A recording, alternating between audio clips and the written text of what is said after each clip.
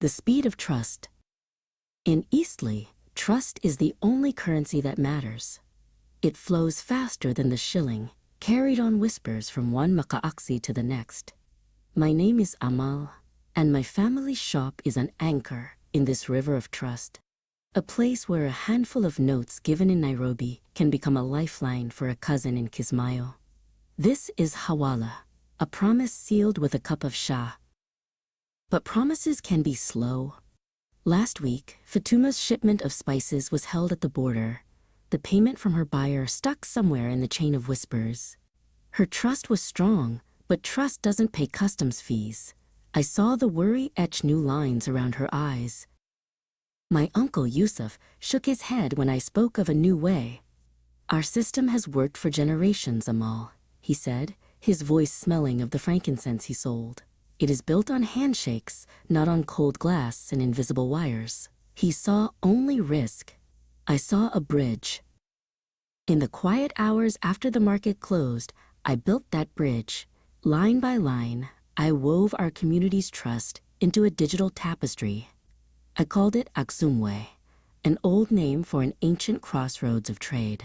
It wasn't about replacing handshakes, it was about making them stronger, faster, visible. I started with Fatuma. I showed her how a simple confirmation on the screen could be a new kind of promise. With a tap, we sent a digital token to her buyer. Moments later, a notification chimed back. The payment was secured. The spices were released. The news traveled, not on whispers, but on the speed of light. A refugee family received their monthly support from Canada in minutes, not days. A young tailor bought a new sewing machine with a microloan secured through the platform.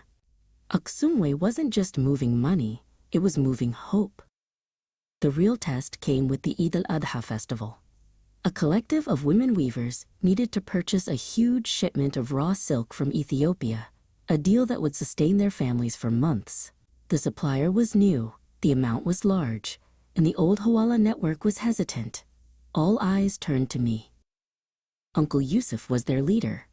"This is too much to risk on your game," he said, his arms crossed. I looked him in the eye. "Uncle, this is the same trust we've always used. We are just giving it a stronger voice." I held out my phone. "Let me show you."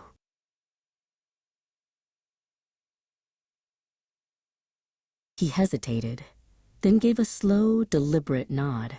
In the quiet of the hall, surrounded by the women, he tapped the confirm transfer button.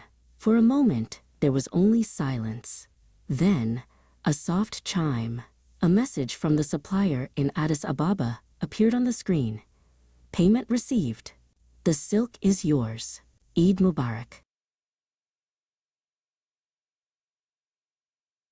A cheer erupted in the hall. That day, Axumwe became more than an app. It became part of the river of trust, a new current flowing through the heart of Eastleigh.